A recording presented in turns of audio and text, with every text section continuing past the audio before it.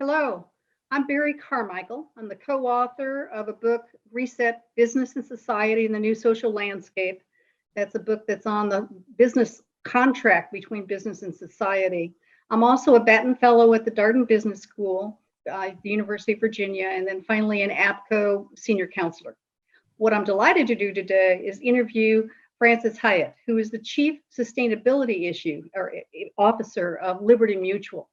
So we've only got a limited time, so let's get at it. Frances, Liberty Mutual has been in the business of mitigating risk and understanding risk for well over 100 years. It's the central item of what you do for a living. So let's start out by listening to you. You are approaching your 1-year anniversary. What are the lessons you've learned in your first year there, and how do you think you're going to apply that going forward? Thank you, Barie. I'm really glad to be here with you today. So, Barie, something that drew me to Liberty Mutual almost 30 years ago was our reputation as a trusted business. There's no doubt that we've always embraced our social and environmental responsibilities and have worked to build on that progress that we've made over the years. With this new role in the creation of the Office of Sustainability, I see it as a real opportunity for us to integrate an ESG mindset into every business that we operate. It's not only going to help us live our values, Barie, but it's going to also help us to more intentionally embrace the opportunities that a more sustainable world offers. This role has really reinforced that progress happens when people feel secure. 2020, as you know, brought some really significant challenges to us all. And it's really further strengthened our commitment to delivering security to all the people and businesses through our ESG commitments. With the creation of my role and the creation of the Office of Sustainability, we really have an enhanced organizational focus that allows us to share our achievements and really focus on what we want to do better. It's really also a chance for us to coordinate across the enterprise so that that approach that we're taking is consistent across our various business functions. It's not just about the Office of Sustainability, it's about bringing the entire company, really the enterprise, along that ESG journey. And really finally, addressing topics that range from climate risk or diversity and inclusion, all the way to homelessness and data protection, really require us all to work together and play our part. My challenge has been to create and ensure that a partnership exists, everyone from the board all the way to our claims handlers, to really create true positive impact on society and the environment. It's occurring to me, or has occurred to me, that one of the bright line differences in this environment versus the previous environment that we were doing business in is that these solutions cannot be initiatives. They cannot be discrete initiatives. They've got to be baked into the way that you do business. And let's pick up one of the topics you just mentioned, which is climate. Liberty Mutual is central to addressing the whole issue of climate resiliency. So can you talk about Liberty Mutual's front row seat in the climate crisis and the actions Liberty Mutual is taking to manage and mitigate climate risk? Sure thing.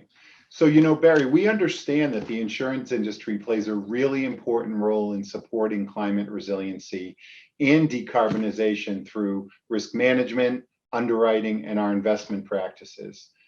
Climate change mitigation and that transition to a zero carbon economy is really critical to the insurance sector. We see the impact of climate firsthand all the time in our business, whether it's the extreme weather events that are affecting our policyholders in many parts of the world or other acts that you see around the world. In recent events, right, we've seen floods, tornadoes, catastrophic wildfires, and hurricanes that have impacted communities worldwide. As these weather-related events have been increasing in frequency and severity, we are continuously looking at ways to ensure that the people that are impacted are prepared and that we're able to help them recover from their losses. We're ongoingly focused on building our capabilities in risk engineering, which is really fundamental to our underwriting strategy, and in turn to the trust that our customers place in us. An example I think that's worth highlighting is our recent investment in Jupiter, a provider of predictive data and analytics for climate risk. That partnership with Jupiter allows us to better meet the challenging risk management needs of our commercial clients by understanding how to successfully identify, mitigate, and manage climate-related risks with very new and different products and services. Can I ask a follow-up question, just in case everybody doesn't know who Jupiter is and why are they a good partner? Could you explain that? Sure. Jupiter provides really best-in-class predictive data analytics and climate risk analytics that help companies like Liberty Mutual in our climate risk analytics. So as you can imagine, for our retail business and for our specialty business, understanding the future of what's happening from a climate risk perspective is critical. And Jupiter is a trusted partner that helps us along that journey. Yeah, I don't know that there's ever been a more important time to be able to be looking forward, which is hard to do when you're in the middle of the crisis and want to make sure you can do business continuation. So that makes a lot of sense to me. Let me change the topic now to another element of risk. For a long time, the S in ESG, social, has played a bit of a second fiddle to environmental, in part, I think, because environmental is somewhat easier to measure. But if anything, this pandemic has done, as well as the whole issue of racial equity and social justice, the S has now kind of climbed into the front seat with the E, so to speak. So let's move to that. Can you talk about how Liberty Mutual is managing social risk and social issues, both as an employer as well as with your customers in the community? Sure. So it's very important, Barie, and I'm glad you asked that question. Thank you. So our employees and stakeholders, they're rightly concerned about the issues that are facing our communities as well as the planet. When COVID-19 first emerged as a threat really to the fabric of our society, the health and well-being of our employees and our customers and our partners was paramount, obviously, as well as the communities in which we work and live. We recognized a long, long time ago, so Liberty is a very old company and we have a history of valuing that S, the S pillar. But we recognized a long time ago the value of diversity, racial equity, and inclusion, not only in our employee population, but in understanding what matters to our customers. So a motivated workforce that mirrors the diverse customers and communities that we serve is critical to success. So that's the first thing. The work in the diversity and inclusion space really is never done. And despite an uncertain 2020, I'm proud of the ways that our company has come together to really deepen and strengthen our commitments in the diversity, equity, and inclusion space. We certainly have more work to do, and you can expect to hear more from us as we continue on that journey. But I do want to talk a little bit about some of the work that we're doing. So for example, several years ago, we launched Race and Ethnicity in the Workplace. And they're workshops that are really focused on our leaders and on all employees around the world. And our belief is that there needed to be a forum where first we provided our leaders and employees with education on the importance of understanding race at work and why it matters. We also wanted to provide a forum where our people could have a constructive dialogue about race and ethnicity. You don't hear a lot of that talked about in the work environment, and candidly, it needs to happen. Yes. The feedback has been very, very strong. And recently, our most senior leaders have been hosting listening sessions all around the world across the organization to ensure that we are really hearing directly from our employees about what matters mostly to them when it comes to diversity, equity, and inclusion. So last week, another example would be that I joined a panel with the National Black MBA for their 50th anniversary conference. And at that panel, we talked about the state of social responsibility and how companies can make meaningful differences during these unprecedented times. And what I was struck by is that across every panelist, the key message came across that the corporate community cannot take their foot off the gas when it comes to not only financial support, but also to creating an environment where their employees can have dialogues about issues that are critical in terms of what's going on outside in the outside world.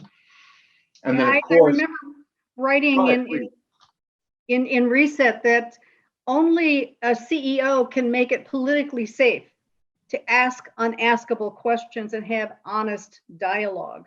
And in our case, Barie, which has been really, really powerful, our CEO, David Long, has been very, very forward, both from a video and Zoom presence perspective with our employees all around the world, in really engaging in the dialogue and making sure people understand that from the top of the organization down, this is a conversation that we're going to have. And then certainly I would be remiss if I just didn't close out this question by letting you know that really, in addition to the work that we do in making sure we're a great workplace, we also commit to help the communities in which we're in. So our philanthropy program is very, very mature. It's dedicated to helping those who experience the greatest needs in time of crisis. You know, vulnerable populations like the underserved, the homeless, they're greatly in need. And so for us, we recently committed, on top of our regular giving, $15 million in crisis grants that are focused to Boston community partners and those on the front lines who are really working the pandemic, because people need the support to provide not only medical support, but to help provide food and shelter to those most critically in need. And of course, as I said, really on top of our traditional philanthropic programmatic giving. You know, when we talked earlier, you also talked about a facility you set up in Boston, as I recall, to be helping the homeless. And I'm wondering, that's such a good example. Oh, sure. That's actually a board that I sit on. You know, we are big supporters of Boston Healthcare for the Homeless, which is a healthcare. Really, it's almost like a mini hospital for homeless individuals. And when you think about it, folks that find themselves to be homeless don't have traditional access to healthcare the way you and I might.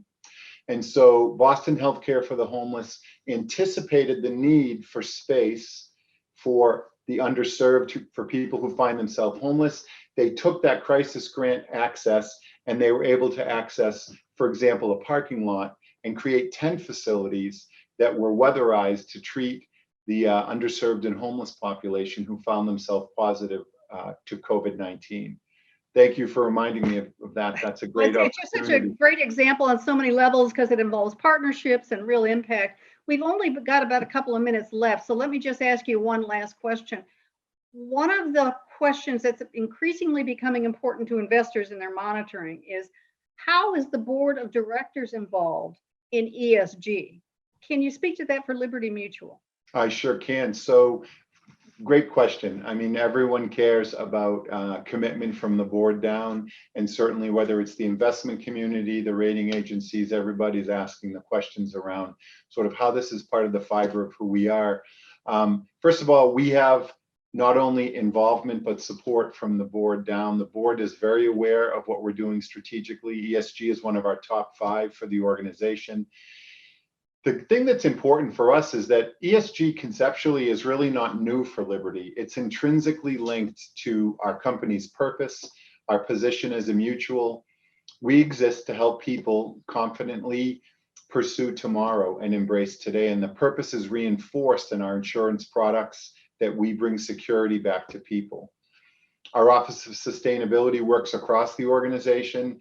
That includes our global risk solutions group, our retail business, but it also includes making sure that in terms of alignment, that the board has had an opportunity to imprint the vision, the mission, and the strategy of what we're doing, but also operationally, how we are integrating ESG into the fabric of our business, whether it's in the investment philosophy, whether it is in the underwriting practices, whether it's in our operational footprint. You know, on an ongoing basis, it's a priority from top down, so I can assure you the board is engaged. And then lastly, you know, we're always looking for how we can become more effective and enhance our business decisions by really factoring in those environmental and social impacts in our underwriting, our investing, and our operations. Because at the end of the day, we all need to support a transition to a low carbon economy. And from a social and governance perspective, whether it's the issues of race equity, or whether it's the issues of giving back, or whether it's the issues of making sure that we have the highest standards of compliance and ethics. That's a great answer. I'm now also being moderator of the time, and I think our time is up. But a great conversation, and really appreciate you taking the time to do this. Sure. Thank you very much, Barry. I appreciate the time. Thank you.